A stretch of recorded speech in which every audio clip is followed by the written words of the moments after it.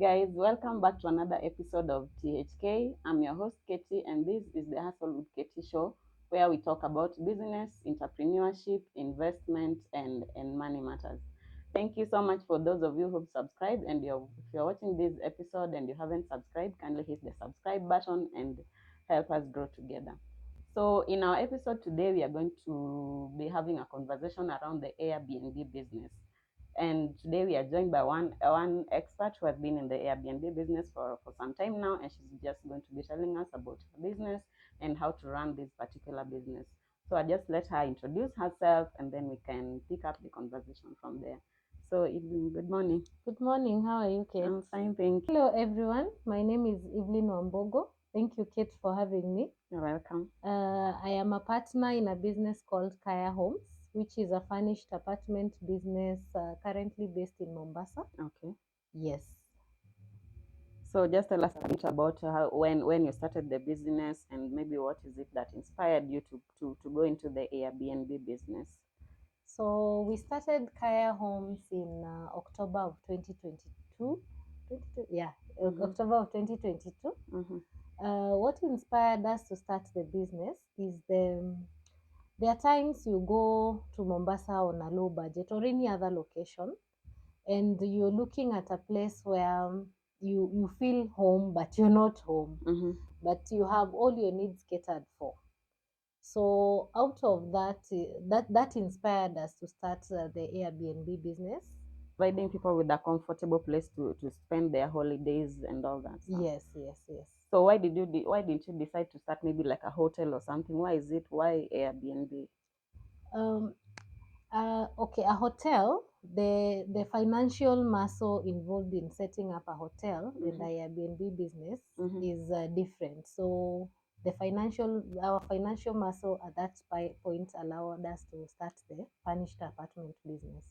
Yes. How did you start? Did you start with just maybe one car room, or you just hired a whole apartment? How did you get started? No, how we started with a one bedroom in Nyali, Mombasa. So basically the same way you do a house, you rent a house, you went house hunting. In Mombasa, you'll find their landlords will not give you a house to start up the Airbnb business. So it's quite a hassle looking for one. Okay. So we found a house furnished the same way you do your home.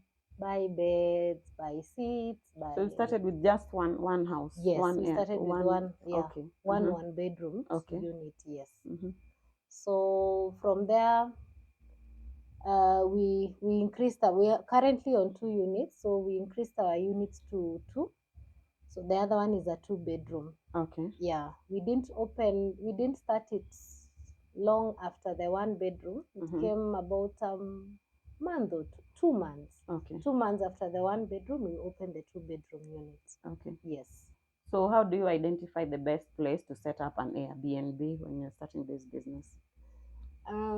What you factor in your target clientele. Okay. So our clients are mostly people going for conferences in Mombasa. Okay. People going for holidays, and also the people who ship in maybe cars, they're going to check on their business. So those are our target clientele. So when you're choosing location, you're mostly considering the distance from the location to town, the distance from the location to the beach. You're also considering the location to other amenities, supermarkets, shopping malls, entertainment places. Okay. Yes, those are the factors you consider when you're identifying a location. And of course, somewhere where it's not loudy, calm environment, place that is in case your clients have children, so a place that will easily accommodate children. Yes. Apart from that, what other factors do you consider? So other factors are luxury. I'd say luxury because things like lifts, a swimming pool, air conditioning. Those are some other factors that you consider but then again, you don't. Okay, it gives you it gives you an edge, especially in the market. But then, but it can't be the only thing that is making you pick an apartment over another. Okay, Yes. but you also have to consider the costs. Yes, The cost yes, of the yes. apartment, as opposed to the cost you'll be charging your clients. Yes, the costs is a factor to consider, because the amount you're charging your clients has to make sense. In terms of, let's say for instance, you've taken a house of 40,000. You factor in, you need to have a cleaner, you need to pay utilities like electricity, water, and stuff like that. So if you do your math and the rate you're charging your clients, you may not be able to recover that money, then it doesn't make sense, because as you're costing, also you need to consider what is the cost for your competitors. Like if if in Nyali a one bedroom goes for 4,000 shillings, and then you take up rent that will and then you take up a unit that is very expensive, you may not so be you able may to, not be able to recover or okay. to be competitive in the market. Okay. Yes. So you also have to consider your competitors, the amount, what your competitors are charging. Yes, yes. But yes. there's also these factors of high season and low season. There are those seasons because you are not recovering that amount from one client. When one client comes, and then you have maybe they stay for 2 days, and you have maybe another 1 week where there's no client. How do you get to recover that? Because sometimes you may not be able to have enough clients to meet the rent charges and all that. That is very true. There are some months that are low, some months are better than others. And I think this is something that happens in all the businesses, not just the Airbnb business. So during peak months, like from October, November, December, okay, the October, November, you bank on being fully booked for the entire period. But then the rate in December goes up. Yeah. So when the rate goes up, the money you make during that period is what you cushion yourself to for the bad months. Okay. Yes. So you just have to balance between the amount you get during the low season and the amount you get during the high season. Yes, yes, yes. Okay. Maybe you can just tell us, because lately there has been these issues of insecurity issues in Airbnbs. We've had people, maybe young ladies being killed in Airbnb. So what do you do in this business? Like you as the business owner, what do you do to ensure there's safety within those the Airbnb environment? Okay. For that, we've had CCTV surveillance. Where our units are, there is CCTV surveillance. We also adopted records, where we take in records for all the people we are having all the people we are hosting. So yeah, that is the much you can do, because you do not have control over people's behavior. So beyond CCTV, that's enough. That's all you do. we have CCTV. We have askaris at the gate for all the units. So in case they notice anything, because even where our units are located, it's also a residential area. So we also don't allow guests to disturb other neighbors with noise. So in case the askaris notice any sort of like loud music, any disturbance, they will always go knock at the door to find out what is happening. So those are the measures we have in place to just ensure it is orderly. And of course, okay, the bit of getting to have clients' details is to ensure that we know who we are hosting. Okay. Yes. And what about emergency services? Do you have like emergency services? Maybe when someone is in your Airbnb and maybe they just fall sick out of nowhere, or they maybe they fall and experience an accident happens. maybe mtu anaweza anguka kwa bafu and that it's an emergency. Do you have a response mechanism for emergencies? Okay, for that, clients would have to communicate, because we also try. It's not like we have CCTV in the houses. We give our clients privacy. So in case of anything, they always communicate and we find a way to help them. We've not if they had communicate, such an incident though. But how do you help them if they get to communicate? If they get to communicate, we have people on the ground, like the people. There's a team that does cleaning. There's a team that does the daily running of the business. So those are the ones we communicate to, so that they help the clients. Okay, apart from say medical emergencies, we've had an issue where maybe clients needs to rush somewhere and they need something done. So we have people who can run the errands for them. Okay. Yes. So you've never experienced a medical emergency? We've not had a medical emergency. Let me just say we've been lucky. Sorry? Or these safety issues, like the ones that have been happening. Disorderliness and we've not had. You've never experienced that. Yes. But you're prepared just in case something happens. Let us hope nothing happens because things just happen, Yeah, nobody. Okay. Like I said, you can't really control somebody's behavior. You see, when you're admitting a client, you do not know what their motives or their motives yeah, are. You just look at them as a client, just like any other. Okay. So for those people who have been unfortunate to have incidents in their units, I'm sure even them didn't see it coming. Yeah, yes. True. So I believe as much as we put those measures in place, when something comes, you deal with it as it comes. Yes. Okay. Yeah.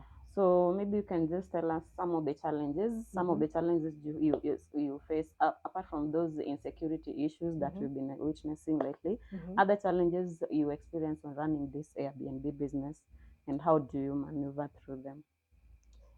So challenges, I'd say, comes on the maintenance bit. Maintenance, okay. Yes. This is a business that we are running out of the town we are in. We are in Nairobi, but running the business in Mombasa. Okay. So the team that is on the ground, I'll send somebody to maybe do cleaning, but maybe does not do it to my satisfaction. So of course, the person who gets to notice that this was not cleaned well, or this was not arranged the way it was supposed to be, is the client. Yeah, true. So, and you will not tell the client, oh, I'm not there. Yeah. So of course that has been an issue.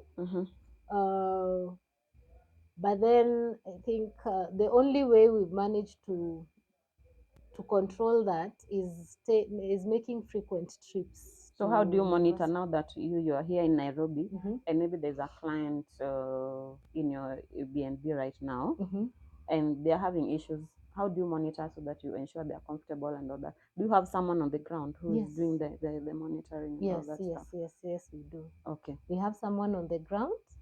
So when a client is having an issue, like okay, in the BnB, there are items that we provide. We provide toiletries. We provide clean towels, linen. We provide beverage. So if a client checks in and maybe the water has run out, there is no shower gel, they will always get that information to us. Okay. We get the team on the ground to provide the items that are not available. Like sometimes they even check in, electricity has run out. We have somebody on the ground where we buy tokens and have them loaded. Like that is how we run it. Okay. But we plan at least trips monthly, where we go just check the status of the beds, the furniture, the utensils, just make sure everything is in good condition. If it's curtains, are they cleaned? If it's a carpet, is it cleaned? Yes. What's the biggest challenge about running a business when you're away from it? Because you're here and you're running a business in Mombasa. How do you? I know it's challenging, right? Yeah, it is. How do you deal with that? dealing for now is the making the trips to Mombasa on a monthly basis without fail. So you're able to identify, and we even don't announce our visits. You just we just show up. Okay. We have our calendars where how we manage our bookings, so we know that on this day we'll not have a client, so I can just go. Don't say so. When you show up, just because when you do that, you're able to see, like, you don't tell somebody I am coming, that's when they scrub everything. So you show up and find, okay, this is how the unit usually, this is how our clients find the house. Yes. So that's how we manage being away. Yes, you make impromptu visits. Yeah, impromptu visits. Yes. What else do you do to ensure that things are just running smoothly? So Evelyne, maybe you can just tell us, if maybe someone wanted to start this Airbnb business, if I wanted to start this business today, what are some of the requirements I would need to start this business? And maybe the costs that are involved and all that. Okay, on the cost bits, I think it depends with what kind of a unit you want to set up. Okay. You can either choose to go luxury, you can decide to do something very simple, or you can decide to be moderate. Okay.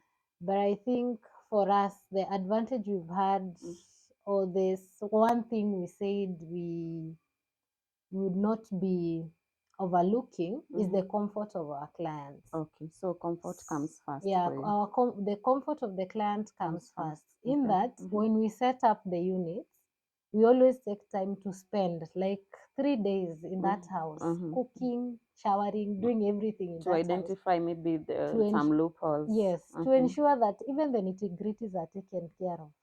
By the way, in our unit, you see something as simple as a kamata, you know, the one that you use to when you're making ugali to hold sufuria, we have that. Like, we want to ensure the units are as practical as possible for our clients. Okay. So the comfort, you can go an extra mile. I said we provide beverage, like you'll find drinking chocolate, sugar. At least even if you're coming from a journey and you've gotten there at 3 a.m., the Mombasa train arrives in Mombasa at 3:45. You can be able to make yourself a hot, you can make hot chocolates. Okay. And wait for morning to just do the shopping that you want to do. Yes. So what else does someone need to start this business? Is it a register? You need to register your Airbnb? Yes. You register with the Tourism Regulatory Authority, RA. Okay. And then do they come and inspect the area? They don't inspect? No. Once you register, you're done. You register and you start. Okay. And then of course, there is the normal business registration to ensure that you're compliant with all the government, the usual business registration. And the permits and all that. You get all your permits. Approximately how much does it cost for the registrations and all? Can you remember how much it costs you to? I don't recall the exact cost of that. So you just need to buy the normal household furniture and all that. Okay. When you're starting the business in terms of furnishing, just think now maybe you are living with your parents. Yeah. And now you want to start your own life. In this case, you're able to furnish your entire house, and the same, the way you do it, like buy a seat, buy a bed, buy a fridge, a microwave, a coffee maker, all those things. That's the same thought you put into setting up an Airbnb. Okay. Because your client is probably somebody who's going for a job interview. Yeah, so true. What do they need? Think about it in those lines. Somebody who is traveling with a child for a holiday, what do they need? You think of it in those lines. And then so when you factor in each and every client, it sort of helps you know what to put into the unit or what not to put into the unit. Okay. Yes. So how do you market your business? How do you get your clients into this and maintain them maybe? So we have the Airbnb platform. we have the booking.com platform. Okay. We also have Facebook groups, and we also have a Facebook page. So are you basically, charged? WhatsApp. Do you pay to list your Airbnb on those sites, Airbnb and listing? No, we do not pay, but what happens, free. like on the booking.com platform, booking.com Airbnb, Mm-hmm. whenever you get a client through them, there's a commission that is they charge. charged, Okay. yeah, on the daily rates. Or the whichever rate you've listed, there's a certain commission that you pay to the platform. Okay. So for the Facebook platforms, most of them are free. Others charge though, especially the ones with huge following.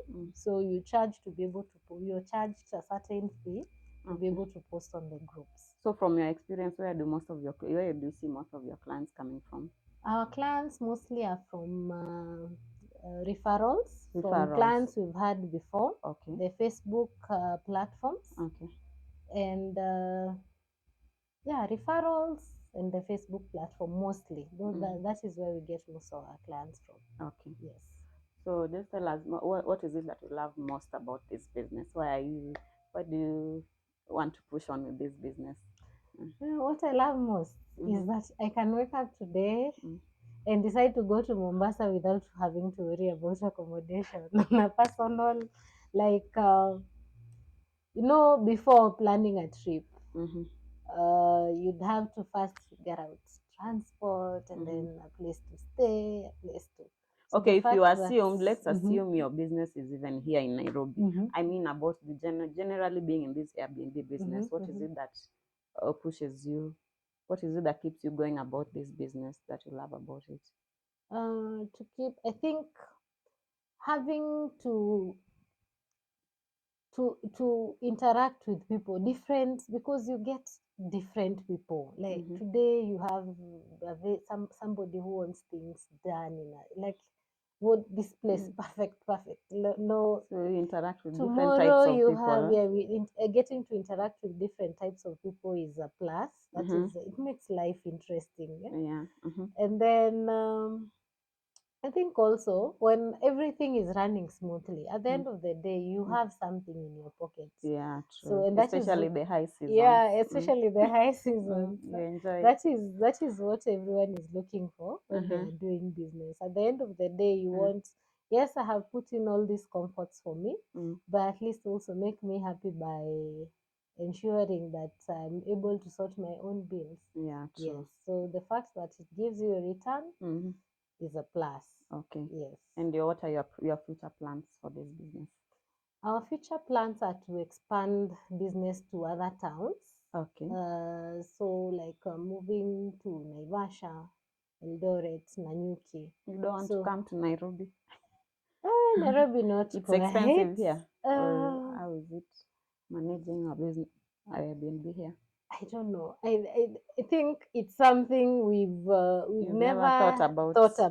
We are always. I think also it comes with the love for traveling. Okay. So I don't want. I'm not traveling within Nairobi, so I want to be able to. This month I'm going to check on business in Nanyuki. The other month I'm going to check on business in Eldoret. So Nairobi we are not keen on doing. So Nairobi. Your next point is Naivasha. Naivasha, yes. Okay. Yes. Oh, that's nice. Yeah. So you can just tell us where your potential clients can find you. If someone wanted to book an Airbnb with you, yeah, how can they find you? Okay, if you want to book our units, we have 2 units. One in Nyali, Mombasa, which is a 1-bedroom, and another one is a 2-bedroom in Shanzu, Mombasa. You can find us on Facebook. We are Kaya Homes. We'll share a link, and the phone number is 0720-137-025. You can call or WhatsApp to book with us. Okay. Do you want to share the charges? Charges. Okay, charges. Kawaida rates for like low season, normal rates are 3,500 for the 1-bedroom and 7,500 for the 2-bedroom. Of course, that rate per changes. Night, right? Yeah, per night. Okay. That rate changes during high season. Yes. So how high does it go during high season? The 1-bedroom is 5,000. Okay. The 2-bedroom is 12,000. Okay. Yes. Okay. So let's just wind up by telling someone something. If someone who wants to start this business, an entrepreneur out there who wants to start an Airbnb business, just tell them a word. I'll tell you this. Before looking at the return and everything, I have the client in mind, the person who is going to stay in that unit. Do not move your old furniture from your house to go start an Airbnb. Get nice furniture. Ensure they are comfortable. And imagine once you do that, a client stays and they like your unit, they will always send you referrals and you will not struggle so much in getting new clients. Okay. Yes. That's really nice. Yeah. So I think we've learned a lot from Evelyne's journey. So if you're out there and maybe you've been wanting to start an Airbnb business, maybe you can just pick a thing or two from her, and you can learn how to go about it. So thank you so much for watching this episode. And if you haven't subscribed, kindly hit the subscribe button and leave us a comment and let us know what you think about this episode. If you want us to come and cover your business, to talk about your business, also you can talk to us through the numbers on your screen, and we will come right to there where you are.